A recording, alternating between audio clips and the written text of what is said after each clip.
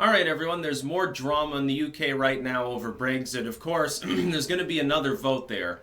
And it looks like the left wants to knock Theresa May off, and it might actually work. So what she does is she comes out and says, well, if you don't vote for my, crappy Brexit deal where we get absolutely nothing, we're basically a pawn of the EU without even having the benefit of voting in the EU Parliament. So basically we're total vassal now. Regressing to a pre-nationalistic sort of platform.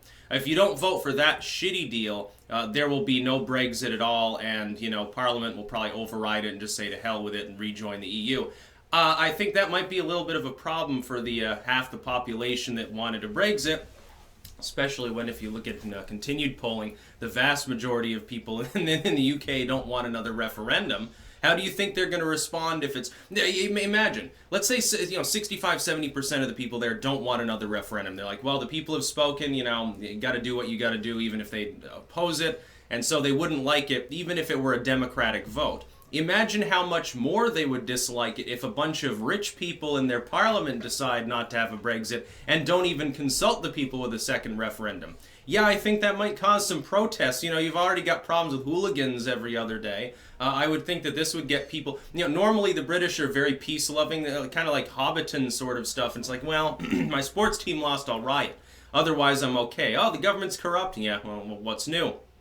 I think that particular level of corruption would be enough to get more people, I think, out of their seats and on the streets, so to speak. And the British police are disarmed, so it might be a little bit of a problem there now, wouldn't it?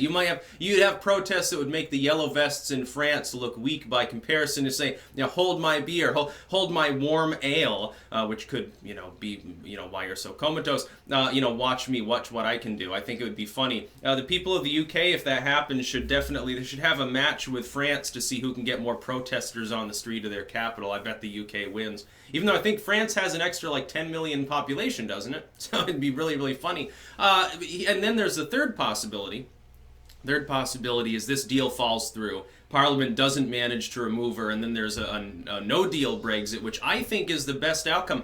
Everyone there, the same people that are warning of Armageddon if there's a no-deal Brexit, are the same people that warned of Armageddon if there was a Brexit vote to begin with. Has anyone noticed that?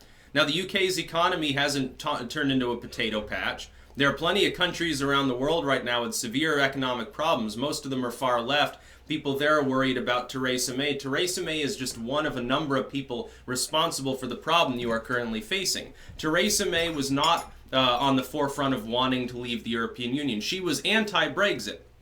So when she goes in to negotiate, this is what I've said. Others have said this, I think Fuentes and certainly Paul Joseph Watson and Molyneux and others have pointed out the whole goal of some of these people is to sabotage the negotiation process. Like if Nigel Farage had been in charge of the negotiations, he would have gone in, he would have said, okay, there are certain things we can't budge on. We're going to have a no-deal Brexit if we don't achieve it by such and such a date.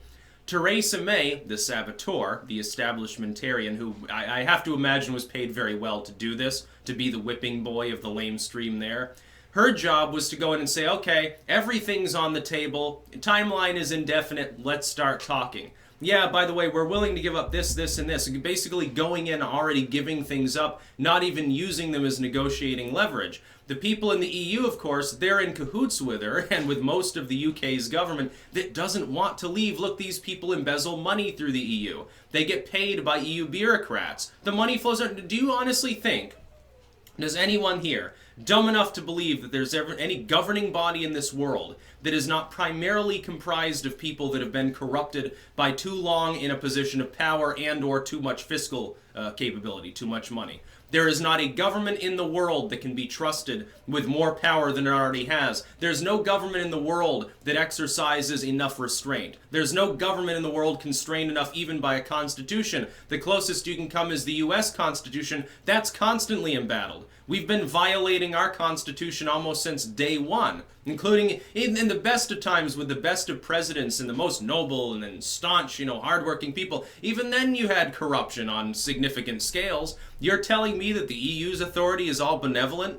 Oh my God, you've got to be a totally brainwashed sheep in order to believe that the EU is not led by people who are among the most corrupt in the world. These are the people who own shares in blood diamond mines and stuff like that. You think that a bunch of regulatory bureaucrats can stop that? They're in cahoots with them too. There's the whole problem. That's why we need worldwide constitutionalism, worldwide monarchism, smaller governments, more constrained governments. Throw away all the warmongering, adventurous bullshit, the wasteful bureaucratic hand-wringing. Nobody in the world needs that. Nobody deserves it. No people in the world deserve to suffer that much.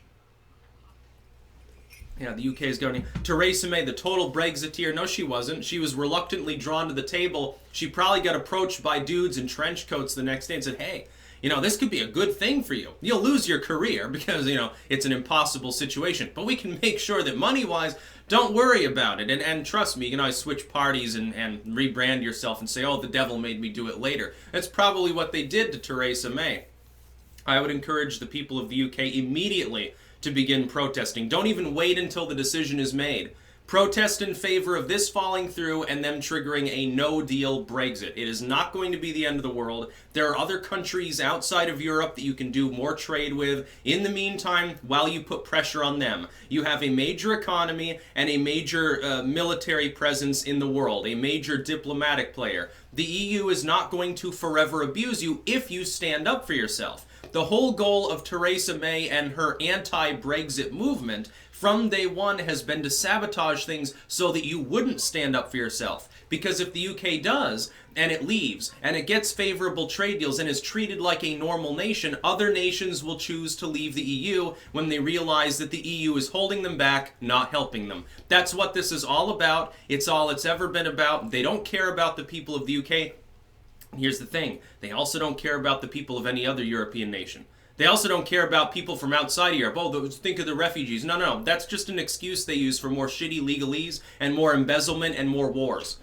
Hell, they're the ones that caused them in the first place. All these, crazy globalists in the North America and the Europe primarily cause all these conflicts. And then they say, oh, think of the children now that we bombed their parents to death. Now that we destroyed their school, we've got to pay to educate them. Aren't we so benevolent?